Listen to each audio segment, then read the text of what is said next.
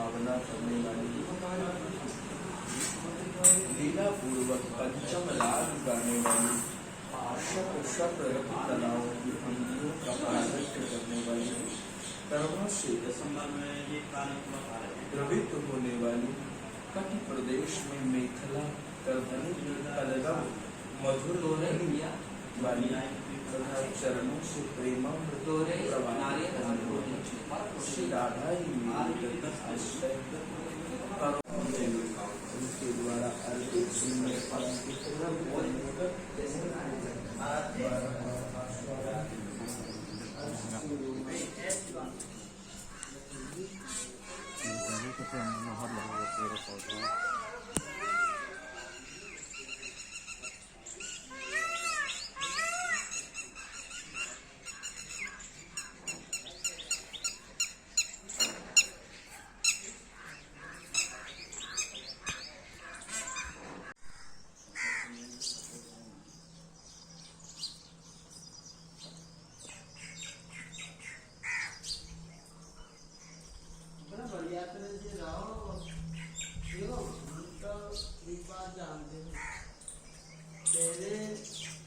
कितना अच्छा था, कितना सम्मान करता था। ये है रंगदेवी महारानी का गांव है। इनके पिताजी का नाम सारंगगुप्त जी महाराज है।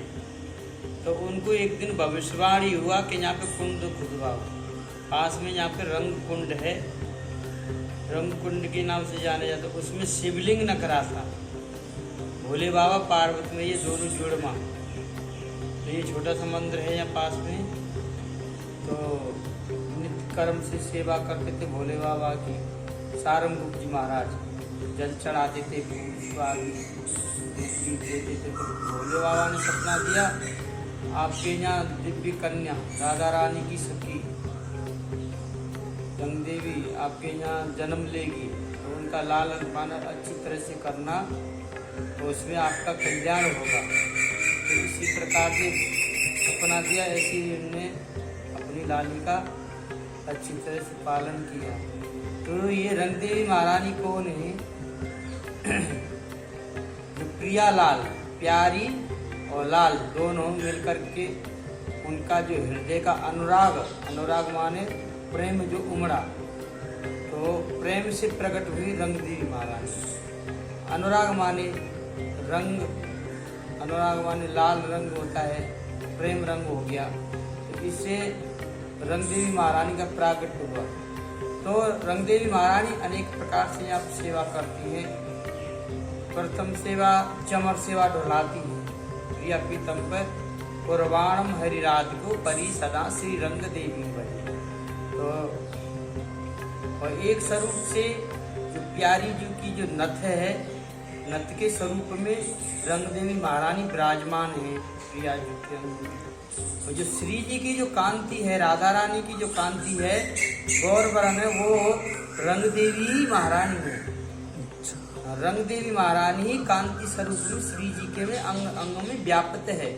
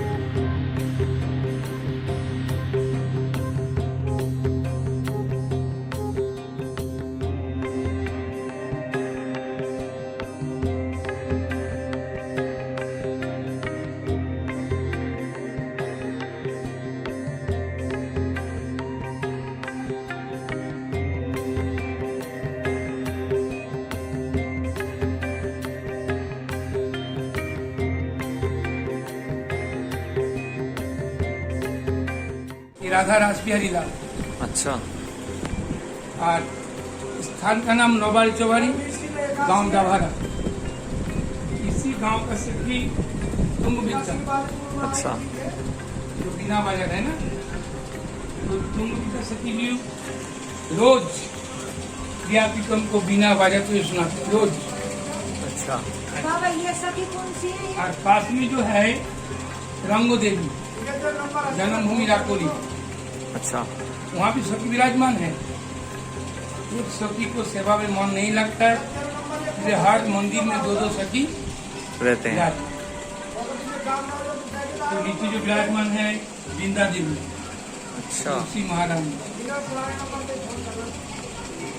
तुम भी तो सखी का जन्म भादर महीना शुक्ल पक्ष तृतीया। अच्छा। पिताजी का नाम पुष्कर, माता मेधा। इसी स्थान पे 8 सखी और एक प्रधान राधा रानी 9, ये नौबारी चौबारी चौबूतरा। इस चौबूतरा में 9 सखी बाल अवस्था में बुद्धा गुजर। और पास में जो पहाड़ दिख रहे हैं ना पर्वत के श्यामशिला, यहाँ ठाकुर जी बैठ के बंसी बजाता है और खेल देखता है कैसे खेल रहा है। अच्छा।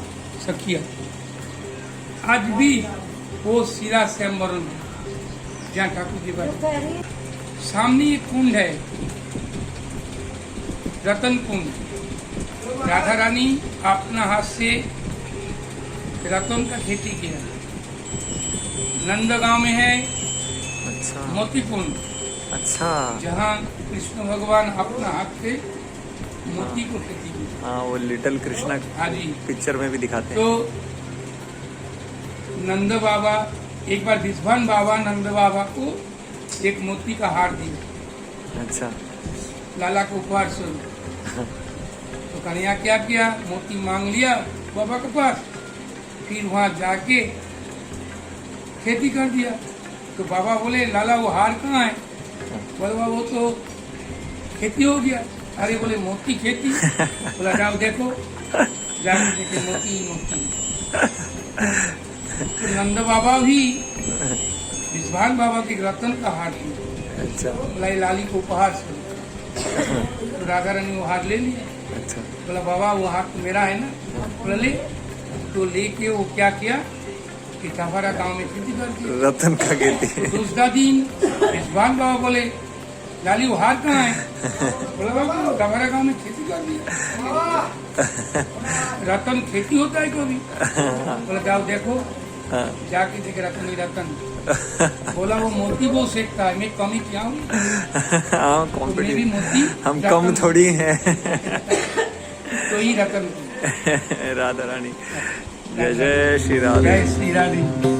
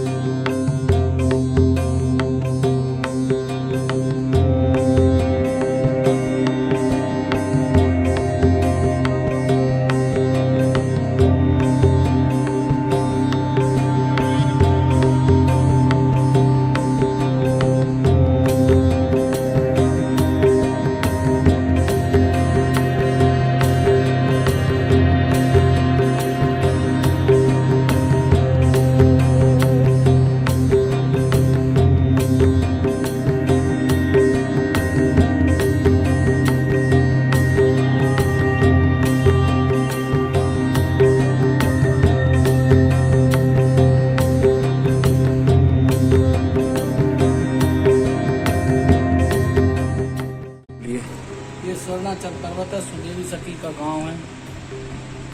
और क्या बोले और बताओ। ये सबसे राधा रानी की सबसे छोटी सखी है, अच्छा सबसे प्रिय सखी है। इनका संभालने का काम है, जैसे साड़ी से सज्जा है। अच्छा ये महिमा है यहाँ की। अच्छा। जय जय श्री राधे। ये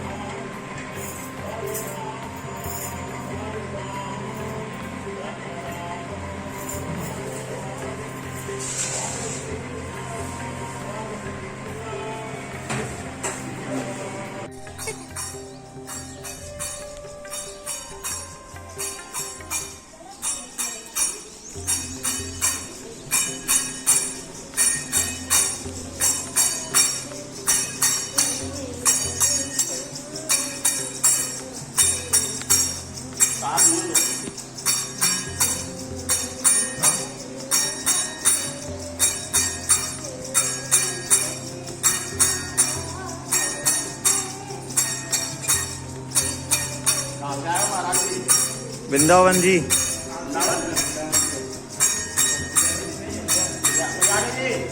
अष्ट सखियों में से